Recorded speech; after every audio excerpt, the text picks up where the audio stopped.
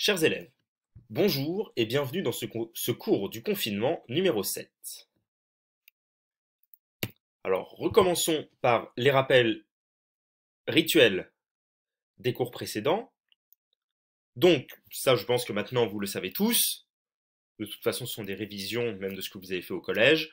Un discours argumentatif, ça sert d'abord à convaincre le lecteur. Il ne faut jamais perdre cette chose-là de vue. Un discours argumentatif, ça sert à convaincre quelqu'un en apportant des arguments. Dans un texte argumentatif, il y a des indices qui nous permettent de montrer que l'énonciateur, c'est-à-dire celui qui produit un énoncé, on va voir ça plus tard, s'implique dans ce qu'il dit. D'accord? Autrement dit, s'il s'implique, c'est ce qu'on a vu la dernière fois, qu'il est subjectif. Donc tout cela, on appelle tous ces indices d'un texte, on appelle ça les indices de la subjectivité, qui montrent que oui, celui qui produit un énoncé, celui qui produit un discours, il est dans son discours, il est dedans et il prend position. Tout ça, ce sont les indices de la subjectivité. On peut classer ces indices de la subjectivité en trois grands types.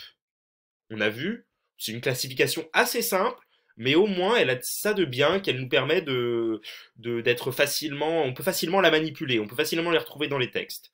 D'accord? Donc on peut regarder d'abord les pronoms personnels, je, tu, nous et vous. Alors, tout ça c'est très simple, c'est parce que je, ça montre bien que l'énonciateur est là, donc s'il dit je dans un discours, c'est qu'il y a bien quelqu'un qui parle et qui s'implique, et donc qui va donner son avis subjectif. Voilà. Mais réfléchissons un petit peu, s'il y a un tu dans un discours, c'est forcément qu'il y a un jeu quelque part. Si on dit tu, c'est que c'est un jeu qui parle. Donc, il y a forcément un jeu derrière tout ça qui est caché. Et nous et vous, eh ben, c'est rien d'autre que l'équivalent au pluriel de je et tu. Donc si on dit nous, comme on le verra plus tard, c'est bien qu'il y a un je, mais qui s'inclut dans une masse plus grande. Et s'il y a un vous, c'est pareil. C'est il y a un je qui désigne une masse plus grande. D'accord? Donc il y a forcément un je. Donc, ce qui explique pourquoi il n'y a pas le pronom personnel il, par exemple. Parce que quand on dit il n'y a aucune preuve qu'il y a un je quelque part dans le texte. D'accord? Il, c'est ce qu'on appelle, il est impersonnel, donc il ne nous montre pas qu'il y a je quelque part dans le texte. Voilà. Autre grand indice de la subjectivité, on a tous les mots qui expriment un degré de certitude. En effet, parce que si jamais si jamais on émet un doute sur quelque chose, ça veut bien dire qu'on n'est pas sûr, donc il y a quelqu'un qui pense. Donc il y a bien quelqu'un qui est là, un je, qui va donner son avis à travers le degré de certitude qu'il va pouvoir donner aux choses. Il sera là demain? Peut-être. On voit bien que quand on dit peut-être, il y a bien quelqu'un qui a pensé à ça et qui n'est pas sûr, qui a pesé le pour et le contre. Voilà. On peut aussi remarquer, dans les indices de la subjectivité, la troisième grande catégorie, tous les mots qui expriment des sentiments. Alors dans un registre, un vocabulaire un petit peu plus littéraire, on appelle ça un registre affectif. Donc, euh, s'il y a des sentiments qui sont exprimés dans un texte, d'accord, il y a nécessairement quelqu'un pour les ressentir, ces sentiments.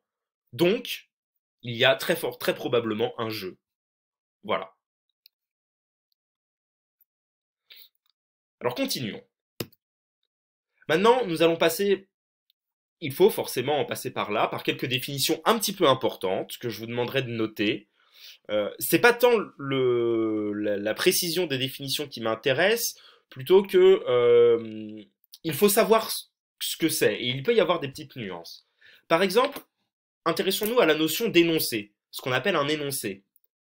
Un énoncé, c'est une fonction, c'est une notion très large qui désigne en réalité toute pensée qui est exprimée. Donc, c'est-à-dire que en français, nous par exemple, on étudie surtout des textes, et ça, tous ces textes, ce sont des énoncés. Mais on peut aller beaucoup plus loin. Le discours de Jacques Chirac que vous aviez à lire pour aujourd'hui, c'est effectivement un énoncé, c'est une pensée qui a été exprimée. Donc c'est un énoncé. Là, ce que je suis en train de faire devant vous euh, dans cette vidéo, je produis également un énoncé. j'ai une pensée et elle s'exprime. Allons même plus loin. Un panneau de signalisation sur l'autoroute, c'est également un énoncé. D'accord? C'est s'il y a marqué Paris 150 km, c'est qu'il y a une pensée qui est exprimée sur le panneau. Voilà, donc le panneau de signalisation est un énoncé. Ou alors quand vous faites des problèmes de maths, une équation par exemple, c'est un énoncé également, une pensée qui est exprimée, qui est, voilà, exprimée. Donc vous voyez bien qu'un énoncé c'est très très très large. Et c'est pas seulement un texte, un énoncé, c'est beaucoup plus large que ça. C'est une pensée qui est exprimée. Un énonciateur, tout simplement, c'est celui qui produit un énoncé. Mais alors attention, il faut être clair, l'énonciateur n'est pas forcément l'auteur. D'accord? Prenons l'exemple d'une pièce de théâtre. Allez, quelque chose de très connu, Molière, par exemple. Molière, c'est l'auteur de la pièce de théâtre qui s'appelle Le Tartuffe. Et dedans, il fait parler des personnages. Mais si, dans cette pièce de théâtre, il y a un personnage qui s'appelle justement Le Tartuffe, le Tartuffe, il va parler dans la pièce, d'accord? Et donc, les paroles du Tartuffe, ça sera un énoncé, et l'énonciateur, ce sera le Tartuffe, d'accord? Quelque part, ce sera Molière aussi. Mais vous voyez bien que l'énonciateur des paroles du Tartuffe, ce sera d'abord le Tartuffe, même si le Tartuffe n'existe pas. L'énonciateur, c'est tout simplement celui qui produit un énoncé. Donc, si le Tartuffe a produit un énoncé qui est ses paroles, donc le Tartuffe est un énonciateur. Bon, voilà. Et donc vous aussi, à longueur de temps, vous êtes des énonciateurs. Je suis désolé de vous le dire. Voilà. Et moi aussi d'ailleurs. Bon. L'allocutaire, eh ben, c'est tout simplement celui qui reçoit un énoncé. Donc, là, dans le cadre du discours de Jacques Chirac, on verra. Mais là, vous, chers élèves qui me regardez, vous recevez mon énoncé, donc vous êtes mes allocutaires. Et on va passer rapidement là-dessus. La situation d'énonciation, c'est le moment et le lieu où l'énonciateur a produit son énoncé. Mais je pense que de toute façon, ces notions-là, vous les connaissez déjà à peu près, vous les avez déjà vues au collège. On va pas s'apesantir tant que ça là-dessus.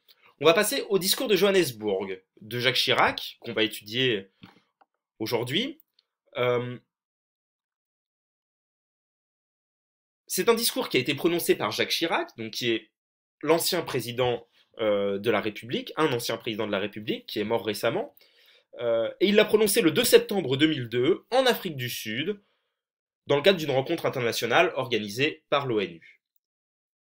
Alors, à l'époque, cette rencontre essayait d'organiser à l'échelle de la planète, à l'échelle des Nations Unies, ce qu'on appelle le développement durable, c'est-à-dire essayer de faire en sorte que le développement des activités humaines puisse respecter les équilibres naturels de la planète. Bon voilà, je vous laisserai disserter sur cette expression si vous le souhaitez.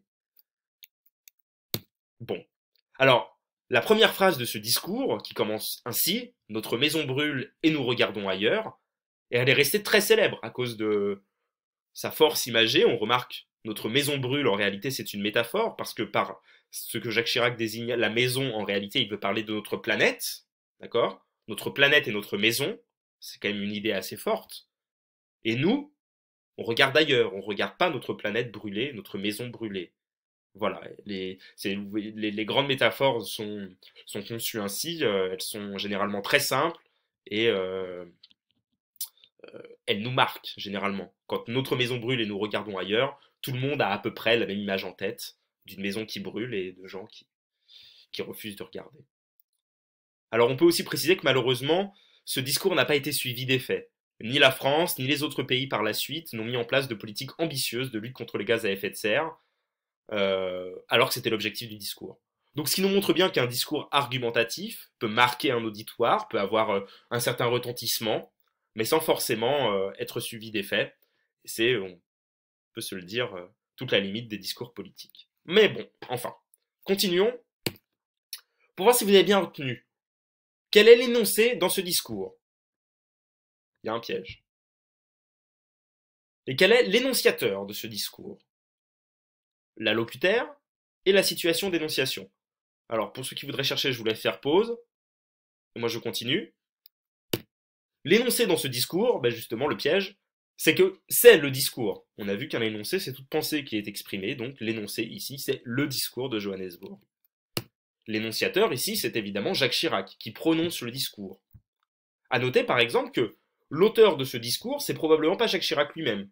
Il avait des conseillers pour écrire ses discours à sa place, d'accord? Donc en réalité, on voit bien que là, l'auteur n'est pas nécessairement l'énonciateur. C'est bien Jacques Chirac qui a prononcé le discours, donc qui en est l'énonciateur, mais c'est pas lui qui l'a écrit, qui l'a imaginé, c'est pas forcément lui l'auteur du discours.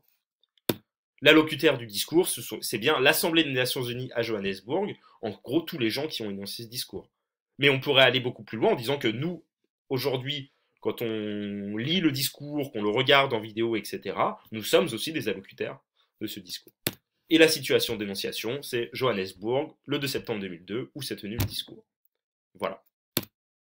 Alors passons à la correction de l'exercice.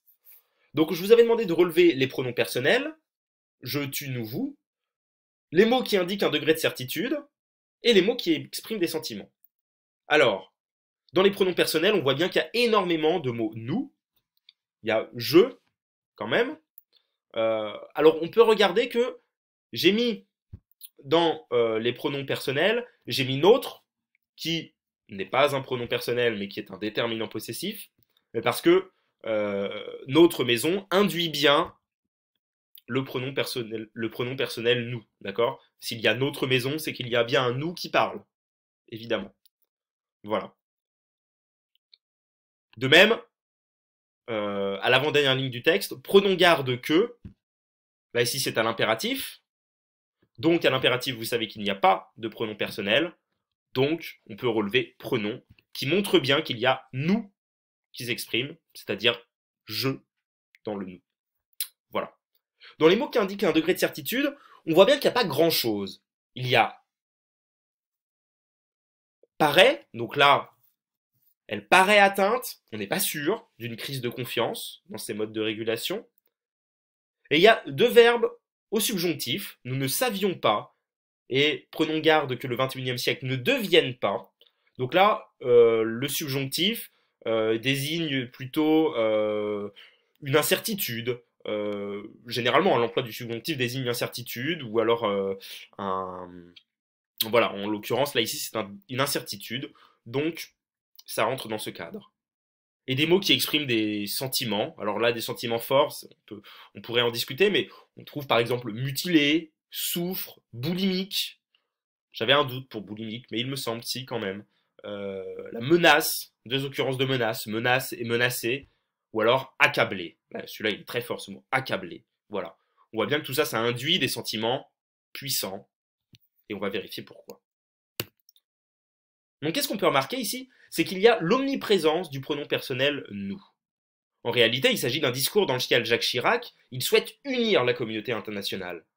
Donc en employant nous, il montre bien que l'ensemble des pays de la planète est concerné. Si moi je vous dis et ensemble nous bâtirons un monde meilleur, vous avez envie de vous sentir concerné. Voilà. Plutôt que si jamais je vous disais ensemble, enfin si je vous disais je bâtirai pour vous un monde meilleur, bon, vous vous sentez tout de suite moins concerné et vous avez plutôt envie de vous reposer et de ne rien faire pendant que moi je vais bâtir ce monde meilleur. Voilà. Donc c'est exactement la stratégie de Jacques Chirac qui veut essayer d'unir tout le monde. Alors il y a aussi des mots qui expriment des sentiments, alors ici on parle encore une fois de registres affectifs, qui sont essentiellement négatifs. On voit bien ici qu'ils servent à marquer l'auditoire et à l'inquiéter. La planète est accablée, c'est très inquiétant tout ça. Voilà. Et on remarque aussi que les mots qui expriment le degré de certitude sont très peu nombreux, mais c'est logique. C'est parce que Jacques Chirac souhaite montrer que la catastrophe ne fait aucun doute ici. Alors pour conclure, dans le discours de Johannesburg, les indices de la subjectivité sont effectivement très nombreux, c'est ce qu'on vient de voir. C'est un discours politique et non un article journalistique. Jacques Chirac n'a pas essayé d'être neutre. Au contraire, il expose sa thèse. Il s'exprime, c'est lui qui parle. Et le plus clairement possible, tout ça. Donc ici, c'est normal que le discours utilise à foison les pronoms personnels et un registre affectif. Il souhaite unir les nations et les impressionner à propos des conséquences du changement climatique. Et en revanche, les mots qui indiquent un degré de certitude sont peu présents. Il souhaite montrer qu'il n'y a aucun doute à avoir à propos de la catastrophe. Merci beaucoup et à lundi.